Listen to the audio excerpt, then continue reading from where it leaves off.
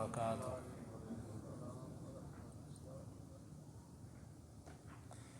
سورۃ آل عمران آیت نمبر 140۔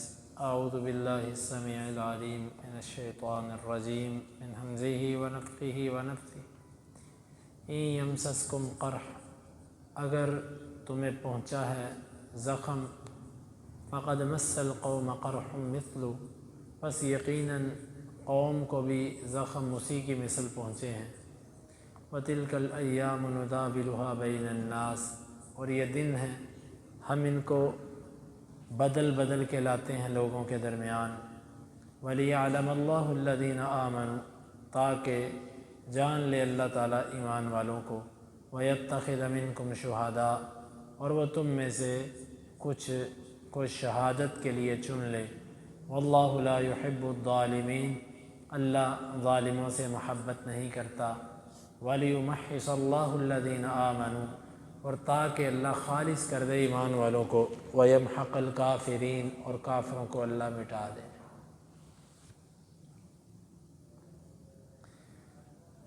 اصل میں یہاں پر سورہ آل عمران میں اللہ تعالیٰ احد کے اندر مسلمانوں پر جو بیتی اس کے اوپر تبصرہ فرما رہا ہے۔ ایک تو دو مقصد ہے اس کے۔ ایک اس کا مقصد یہ ہے کہ مسلمانوں کو جو تکلیف اور درد پہنچا اس کے اوپر مرہم رکھنا مقصود تھا، ان کی حوصلہ افزائی اور ان کو تسلی دینا، دلاسا دینا مقصود تھا کہ نہیں گھبراؤ، پریشان نہ ہو۔ ایک تو یہ مقصد تھا۔ دوسرا مقصد یہ تھا کہ مسلمانوں کو تنبیہ کرنا کہ آئندہ تم نے ایسے نہیں کرنا جو تم نے اس کام میدان میں کیا۔ اور تیسرا مقصد اس میں یہ تھا کہ مسلمانوں کو اللہ تعالیٰ اپنی حکمت ظاہر کرے کہ یہ جو تمہارا پاسا پلٹا ہے، جیتی جنگ تمہیں مشکل پڑ گئی، اس میں اللہ نے حکمتیں کیا کیا رکھی تھیں، وہ حکمتیں آشکارا کرنا تاکہ مسلمانوں کے لیے وہ بوجھ اور وہ تکلیف ہلکی ہو جائے۔ آپ کو پتہ ہے جب کوئی بندہ بیمار ہو، کسی مشکل میں ہو، بندہ اس کو کہے اس مشکل کی وجہ سے یہ فوائد تمہیں حاصل ہوئے ہیں اور ان نقصانات سے تم بچ گئے ہو، اس بندے کو تسلی ہو جاتی ہے۔ اللہ کے کام ہے۔ موسیٰ علیہ السلام نے سفر کیا خضر کے ساتھ، خضر علیہ السلام نے اس کشتی کو پھٹے کو توڑ دیا۔ بعد میں موسیٰ علیہ السلام نے کہا یہ آپ نے کیا کیا؟ آخر میں بتایا کہ پیچھے ایک ظالم بادشاہ آ رہا تھا، وہ صحیح سلامت کشتیاں پکڑ رہا تھا، میں نے ان کی کشتی کو داغدار کر دیا تاکہ وہ اس کو عیب دار سمجھ کے چھوڑ جائے۔ بعض دفعہ آپ کسی بیماری میں مبتلا ہو جاتے ہیں، آپ کے اوپر کوئی مالی نقصان آ گیا، آپ کے ساتھ کوئی حادثہ ہو گیا، کوئی چیز آپ کے سے چھن گئی، کوئی عہدہ آپ سے چھن گیا، کوئی نوکری آپ سے چھن گئی، کوئی کاروباری چیز آپ کے ہاتھ سے نکل گئی، مت سوچو، آپ کو اندازہ ہی نہیں کہ اللہ نے اس کے عوض آپ کے لیے کتنی خیر رکھی اور کتنی مشکلات سے اللہ نے آپ کو اس کی وجہ سے دی۔ کیا بتا اگر آپ کے پاس وہ چیز رہتی تو آپ کو ایسا نقصان پہنچتا جو آپ کی برداشت سے باہر ہوتا۔ یہ میرے رب کی حکمتیں ہیں۔ تو سب سے پہلے اللہ تعالیٰ نے انداز یوں اختیار کیا، اگر تمہیں احد کے اندر زخم پہنچے ہیں، تمہارے 70 بندے شہید ہوئے ہیں اور تمہارے بندے زخمی ہوئے ہیں، فقد مس القوم قرح مثلہ، اس سے پہلے قوم یعنی کافروں کو، قریش کو بدر میں بھی 70 بندے ان کے مارے گئے اور ان کے بھی بندے زخمی ہوئے، اور تم نے بلکہ اضافہ یہ کیا کہ ان کے 70 قیدی بھی کیے، انہوں نے احد میں تمہارا قیدی تو کوئی نہیں کیا، اور تم نے ان کے، یہاں پر مثل سے مراد صرف عدد ہے، وگرنہ مسلمانوں کا بدر کا مارکا اور قریش کا احد کا مسلمانوں کا نقصان کرنا برابر نہیں ہے، کیونکہ مسلمانوں نے بدر کے اندر ان کی جڑ کاٹ کے رکھ دی، بیخ کو نہیں کر دی ان کی، اور ان کی جو قیادت تھی وہ سب ختم کر دی، اور احد کے اندر انہوں نے عظیم صحابہ کو شہید کیا لیکن مسلمانوں کی قیادت باقی تھی۔ نبی علیہ الصلوۃ والسلام ابو بکر، عمر، عثمان و علی رضوان اللہ علیہم اجمعین سب موجود تھے۔ اگر تمہیں زخم پہنچا ہے تو کیا، دشمن کو بھی تو زخم پہنچا، لڑائی کے اندر تو یہ ہوتا ہے۔ اب دوسرا ہاتھ باندھ کے تو نہیں لڑے گا آپ سے۔ جب آپ کسی سے لڑائی ہوئی ہے، اگر آپ کو لگی ہیں تو آپ نے لگائی بھی تو ہیں۔ میرا یہ مقصد نہیں ہے کہ میں آپ کو مسلمانوں سے لڑائی پر دلاسا دے رہا ہوں، مطلب کافروں کے ساتھ لڑائی کی بات کر رہا ہوں۔ اگر انہوں نے ہمارا نقصان کیا ہے تو ان کا بھی نقصان ہوا ہے۔ تسلی رکھو، مت گھبراؤ، دل نہیں چھوڑنا، ہمت نہیں ہارنی۔ اصل میں ہوتا یہ ہے، شیطان مایوسیاں پیدا کرتا ہے نقصان کے بعد، پریشانی کے بعد۔ اللہ تعالیٰ کا انداز یہ ہے کہ حوصلے ٹوٹ چکے تھے، دل برداشتہ تھے، کچھ منافقین پہلے سے ہی کہہ رہے تھے، دیکھا نا ہم تو کہتے تھے نا باہر نکل کے نہ لڑو، وہی ہوا نا، ہماری بات نہیں نہ مانی۔ اللہ تعالیٰ نے فرمایا نہیں، تم کوئی پرواہ نہ کرو ان باتوں کی، ان رویوں کی، اس تنقید کی کوئی پرواہ نہ کرو۔ اگر تمہیں زخم پہنچے ہیں تو قوم کو بھی زخم پہنچے ہیں۔ وَتِلْكَ الْأَيَّامُ نُدَاوِلُهَا بَيْنَ النَّاسِ، اور یہ تو دن ہے، اللہ ان کو بدل بدل کے لاتا ہے۔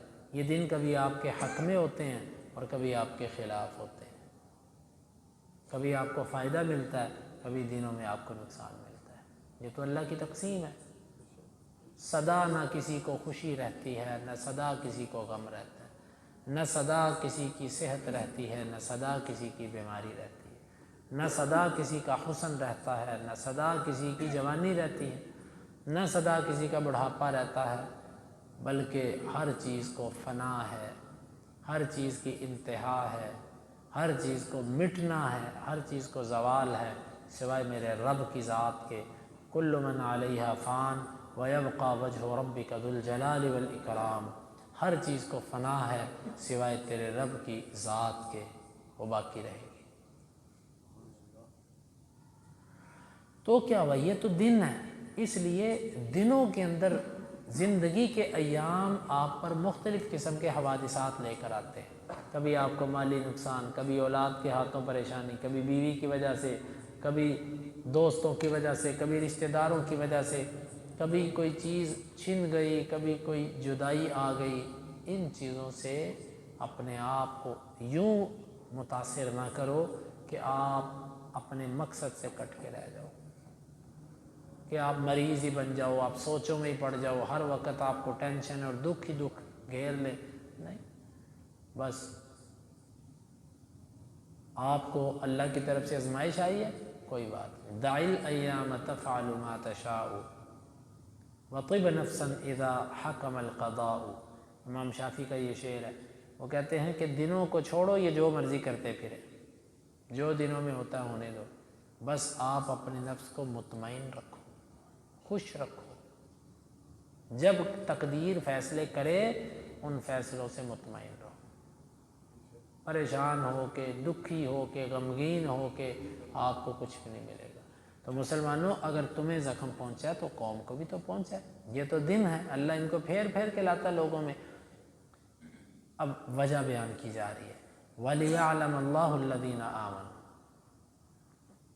ایک وجہ یہ ہے اللہ ایمان والوں کو جاننا چاہتا تھا۔ اس موقع پر یہ تو ہوا نا کہ کھرے اور کھوٹے کی تمیز ہو گئی۔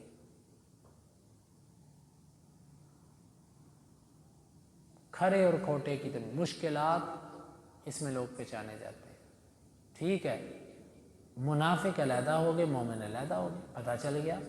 منافق راستے سے واپس آ گئے، مومن آگے گئے۔ تو آزمائشیں جو ہیں انسان کو نکھارتی ہیں، آزمائشوں میں ہی پتہ چلتا ہے کون کیا ہے اور کون کس کا ہے۔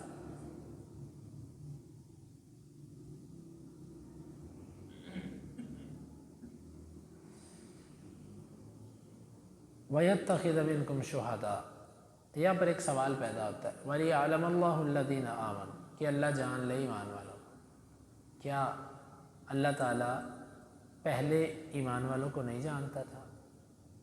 جانتا تھا۔ پھر یہ کہ اللہ جان لے ایمان والوں کو، تو جاننا دو طرح کا ہوتا ہے، یہ اچھی طرح ذہن میں بٹھائیے۔ ایک ہوتا ہے جاننا قبل الوقوع، کسی چیز کے واقع ہونے سے پہلے اپنے علم کے ساتھ جاننا کہ یہ ایسے ہوگا، اور ایک ہوتا ہے جاننا بعد الوقوع کہ ایسے ہی ہو گیا نا، اللہ کو پہلے بھی پتا تھا۔ جس طرح آپ کسی کو کہتے ہیں نبی یہ ایسے ہوگا، پھر جب وہ چیز ویسے ہو جاتی ہے آپ کو بتایا جاتا ہے، آپ کو تو بتایا جاتا ہے، اللہ کو بتایا نہیں جاتا، اس کو پتا ہوتا ہے بھئی ویسے ہی ہو گیا، تو یہ بھی ایک علم ہوتا ہے، لیکن وہ علم تھا واقع ہونے سے پہلے کا علم، یہ علم ہے بعد الوقوع، واقع ہونے کے بعد، اس میں کوئی اشکال نہیں۔ بعض علماء نے اس کا معنی یہ کیا وَلِيَعْلَمَ اللَّهُ الَّذِينَ آمَنُوا کہ اللہ ظاہر کر دے ایمان والوں کو، کیونکہ وہ کہتے ہیں اگر اس کا معنی یہ کریں کہ اللہ جان لے ایمان والوں کو تو اس کے اوپر تو ایک اشکال آتا ہے۔ اشکال یہ آتا ہے کہ اللہ تو پہلے جانتا تھا، لہذا اس کا معنی ہی یہ کرو کہ ظاہر کر دے اللہ، لیکن میں نے جو آپ کو صورت بتائی ہے اس کے مطابق علم والا معنی بھی ٹھیک ہے، تو ظاہر کرنے والا معنی بھی آپ کر لیں، اللہ ظاہر کر دیں۔ دوسری حکمت وَيَتَّخِذَ مِنْكُمْ شُهَدَاءَ، اللہ تم میں سے کچھ لوگوں کو شہادت کے درجے پر فائز کرنا چاہتا تھا، یہ بڑا عظیم درجہ ہے۔ اگر اللہ تعالیٰ ہمیشہ جنگ کے میدانوں میں ایمان والوں کو آنچ بھی نہ آنے دے تو مسلمانوں میں سے پھر شہادت کے درجے پر کون گیا؟ پھر تو کوئی بھی شہید نہ ہوا۔ تو شہید کے لیے جو اللہ نے جنت میں اتنا مقام رکھا ہے وہ کس کو ملے گا؟ آخر مرنا تو تم نے ہے، بستر پر کیا اور میدان جنگ میں کیا، تو کیا ہی اعزاز اور شرف کی موت ہے کہ جب آپ میدان جنگ کے اندر اللہ کی وفا اور اس کی محبت میں دشمن کے خلاف لڑتے ہوئے مارے جاؤ، کیا ہی عظیم ہے۔ واللہ لا يحب الظالمین، اور اللہ تو ظالموں سے محبت نہیں کرتا۔ جب ظالموں سے اللہ محبت نہیں کرتا، یعنی یہ تیسری حکمت ہے کہ اللہ تعالیٰ کا ان کو وقتی طور پہ جو غلبہ ہوا یہ وجہ نہیں کہ اللہ ان سے محبت کرتا ہے، اللہ ظالموں سے محبت نہیں کرتا، لیکن حکمتیں یہ تھیں کہ ایمان والوں کا پتہ چل جائے اور تم میں سے کچھ لوگوں کو شہادت کے رتبے پہ فائز کیا جائے۔ وَلِيُمَحِّصَ اللَّهُ الَّذِينَ آمَنُوا، اور اس لیے بھی کہ اللہ ایمان والوں کو ذرا خالص کر دے۔ یہ نقطہ سمجھیے گا، تکلیفیں اور آزمائشیں مومن کو خالص کرتی ہیں۔ جتنا بندہ سبق ٹھوکریں کھا کے سیکھتا ہے نا، اتنا کتابوں سے پڑھ کے نہیں سیکھتا۔ سن کے پڑھ کے انسان کو وہ چیز نہیں ملتی جو انسان کو بھٹی سے گزر کے ملتی ہے۔ وَلِيُمَحِّصَ اللَّهُ الَّذِينَ آمَنُوا، اللہ خالص کر دے۔ خالص کرنے کا معنی آپ نے سونا دیکھا ہے، سونے کے اوپر میل کچیل ہوتی ہے، اس کو کس طرح پہلے زمانے میں جو صاف کیا جاتا تھا، اب تو جدید طریقے آ چکے کہ اس کو صاف کرنے کے لیے پگھلایا جاتا تھا اور اس میں سے سونا خالص نکالا جاتا تھا اور میل کچیل اور ملاوٹ والی چیز کو علیحدہ کیا جاتا تھا۔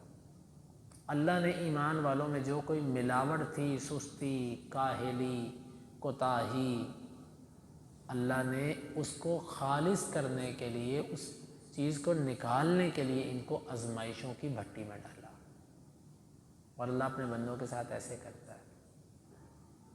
اللہ ان کو اپنے قریب کرنے کے لیے، خالص کرنے کے لیے یوں آزماتا ہے۔ آزمائش کے اندر جب انسان گزر جاتا ہے تو وہ جو کامیاب ہوتا ہے اصل وہ ہوتا ہے۔ وَلِيُمَحِّصَ اللَّهُ الَّذِينَ آمَنُوا وَيَمْحَقَ الْكَافِرِينَ، اور اللہ کافروں کو مٹا دے۔ مطلب اس میں مسلمانوں کے اور کافروں کے آپس میں ٹکرانے کے مقاصد میں سے ایک مقصد یہ بھی ہے، اللہ کافروں کو ختم کرنا چاہتا ہے۔ اللہ رب العالمین سے دعا ہے، یہاں پر ایک نقطہ ہے انشاءاللہ وہ آئندہ درس میں، اللہ رب العالمین سے دعا ہے اللہ تعالیٰ سمجھنے کی اور عمل کی توفیق عطا فرمائے۔ اللہم انفعنا بما علمتنا وعلمنا ما ينفعنا وزدنا علما، وآخر دعوانا ان الحمد للہ۔